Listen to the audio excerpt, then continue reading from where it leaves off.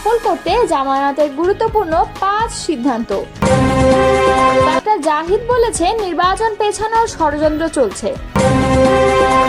রিজভী মন্তব্য করেছেন, সরকারের উচিত জনগণের সেন্টিমেন্ট বুঝে নির্বাচন দেয়া। সালাউদ্দিন আহমদ মন্তব্য করেছেন, সংবিধানের জুলাই অভ্যুত্থানকে স্বীকৃতি দেওয়া হবে। এতক্ষণ শুনছিলেন সংবাদ শিরোনাম, এবার বিস্তারিত। সোহরাওয়ার্দী উদ্যানে আগামী 19 জুলাই অনুষ্ঠিতব্য জাতীয় সমাবেশ সফল ও সুশৃঙ্খলভাবে বাস্তবায়নের লক্ষ্যে গুরুত্বপূর্ণ 5 সিদ্ধান্ত নিয়েছে বাংলাদেশ জামায়াতে ইসলাম। মঙ্গলবার সকাল 10টায় রাজধানীর একটি কার্যালয়ে দলের সেক্রেটারি জেনারেল ও সাবেক সংসদ সদস্য অধ্যাপক মিয়া গোলাম পরোয়ারের সভাপতিত্বে এক বৈঠকে এসব সিদ্ধান্ত নেওয়া হয়।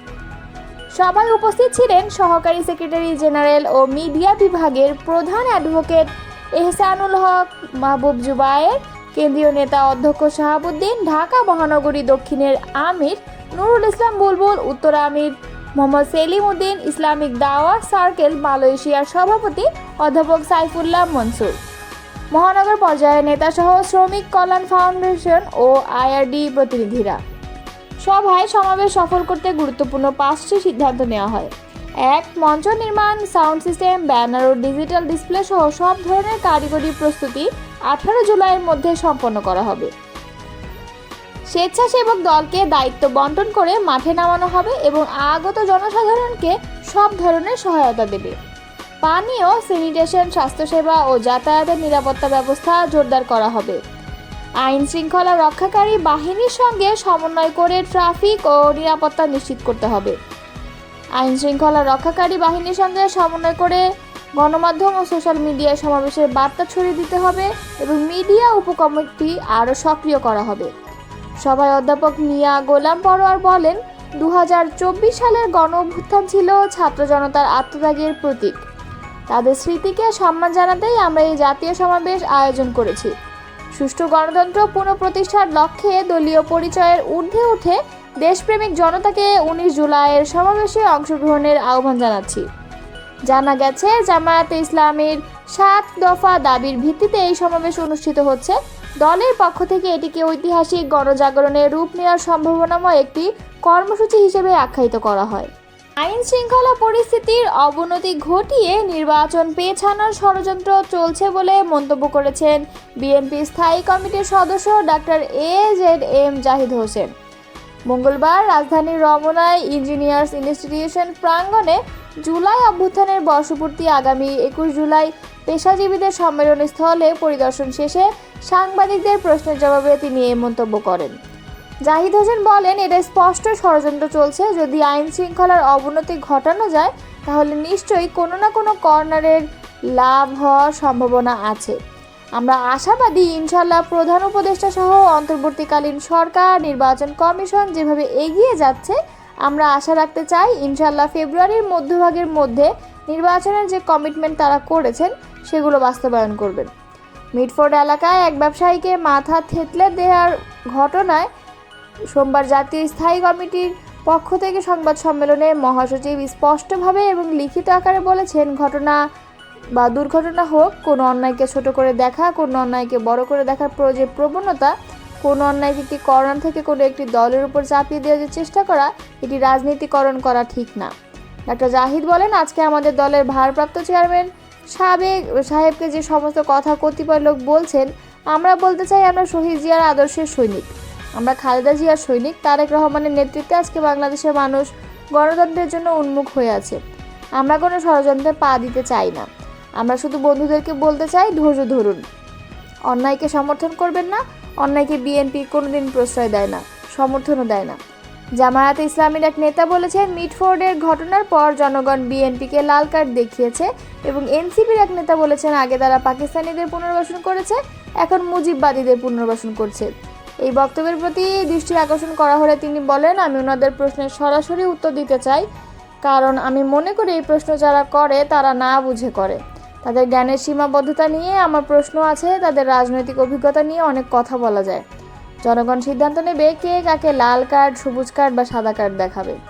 এ সময় বিএনপির সাংস্কৃতিক সম্পাদক আশরাফ উদ্দিন আহমেদ উজ্জ্বল, নজরুল ইসলাম, সাংস্কৃতিক জোটের রফিকুল ইসলাম, সাংবাদিক সৈয়দ আবদাল আহমেদ, শিক্ষক কর্মচারী ঐক্যজোটের জাকির হোসেন প্রমুখ উপস্থিত ছিলেন। বিএনপির সিনিয়র যুগ্ম মহাসচিব রুহুল কবির রিজভী বলেছেন, দেশে অনেক সংকট থাকার পরও ডক্টর ইউনূস সরকারকে আমরা সবাই সমর্থন জানিয়েছি। কেননা শেখ হাসিনার মতো পদ্মা সেতু, মেট্রো রেলের ফ্লাইওভারের নামে দেশের বাইরে টাকা পাচার করবে না। এই সরকারের উচিত জনগণের সেন্টিমেন্ট বুঝে রোজার আগে নির্বাচন দেয়া। মঙ্গলবার দুপুরে কুড়িগ্রাম কেন্দ্রীয় ঈদগাহ মাঠে আমরা বিএনপি পরিবার সংগঠনের আয়োজনে জুলাই আগস্ট আন্দোলনের জেলার 10 শহীদ পরিবারের আর্থিক অনুদান বিতরণ অনুষ্ঠানে প্রধান অতিথির বক্তব্যে তিনি এসব কথা বলেন। রিজভী বলেন, আমরা 16 বছর লড়াই করেছি আইনের শাসন ব্যবস্থা, ন্যায় বিচার ও একটা অবাধ সুষ্ঠু নির্বাচন হোক। 16 বছর ভোটাররা ভোট দিতে পারেনি, কিন্তু এই নির্বাচন নিয়ে এত গড়িমসি কেন? তিনি বলেন, 16 বছরে বেগম খালেদা জিয়া ও তারেক রহমানের নেতৃত্বে গণতন্ত্রের মাঠ প্রস্তুত ছিল। যে পটভূমি রচিত হয়েছিল সেই পটভূমির ওপর জুলাই আন্দোলন বিজয় লাভ করেছে। আপনারা যখন অপপ্রচার আর কুৎসায় নেমেছেন তখন বিএনপি আহত নিহত পরিবারের পাশে দাঁড়িয়েছে। তারেক রহমানকে নিয়ে অপপ্রচারে নামবেন না, তাহলে আপনাদের উপর অনেক কিছুই এসে পড়বে। তারেক রহমান গণতন্ত্রের ধ্রুবতারা, যাকে দেখে জুলাই আগস্টের আন্দোলন বেগবান হয়েছে। সুতরাং তাকে নিয়ে অশালীন মন্তব্য করা উচিত হবে না।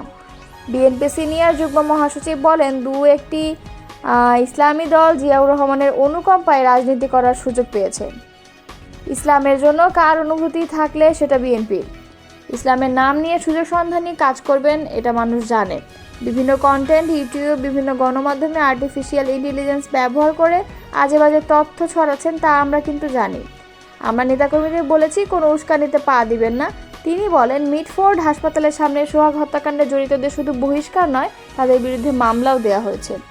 অনুষ্ঠানে আমরা বিএনপি পরিবারের কেন্দ্রীয় কমিটির আহ্বায়ক আতিকুর রহমান রুমনের সভাপতিত্বে বক্তব্য রাখেন জেলা বিএনপি আহ্বায়ক মোস্তাফিজুর রহমান, সদস্য সচিব সোহাইল হোসনাইন কায়কোবাদ, যুগ্ম আহ্বায়ক সহকারী অধ্যাপক শফিকুল ইসলাম বেবু, সহকারী অধ্যাপক হাসিবুর রহমান হাসিব এবং ক্লাব ব্যবস্থাপনা কমিটির সদস্য জাহিদুল ইসলাম রনি। আলোচনা সভা শেষে জুলাই আগস্ট আন্দোলনে 10টি শহীদ পরিবারের প্রত্যেককে 50,000 টাকা করে সহায়তা তুলে দেওয়া হয়েছে। জুলাই অভ্যুত্থানকে রাষ্ট্রীয় সাংবিধানিক স্বীকৃতি দেওয়া হবে। সংবিধানের 4র্থ তফসিলে তার বর্ণনা থাকবে। ভবিষ্যতে অভ্যুত্থানে অংশগ্রহণকারীদের বৈধতা নিয়ে যেন কোনো শাসক গোষ্ঠীর প্রশ্ন তুলতে না পারে, সেজন্যই সাংবিধানিক স্বীকৃতি দেওয়া হবে। পাশাপাশি অন্তর্বর্তী সরকারকেও বৈধতা দেওয়া হবে, এমন মন্তব্য করেছেন বিএনপি স্থায়ী কমিটির সদস্য সালাউদ্দিন আহমদ। মঙ্গলবার বিকেলে টিএসসিতে ছাত্রদল আয়োজিত এক আলোচনা সভায় তিনি এসব কথা বলেন। সালাউদ্দিন আহমদ বলেন, 5 মাস আগেই জুলাই ঘোষণাপত্র নিয়ে মতামত জমা দিয়েছে বিএনপি। পরবর্তীতে আবারও পর্যালোচনা করে মতামত জমা দেওয়া হয়েছে। এই ঘোষণাপত্র নিয়ে যেন কোনো বিভ্রান্তির সৃষ্টি না হয়। জুলাই সনদ প্রসঙ্গে তিনি বলেন, ধীর গতির কারণে 5 আগস্টের মধ্যে জুলাই সনদ হবে কিনা তা নিয়ে সংশয় রয়েছে, তবে আশা করছি তা সম্ভব হবে।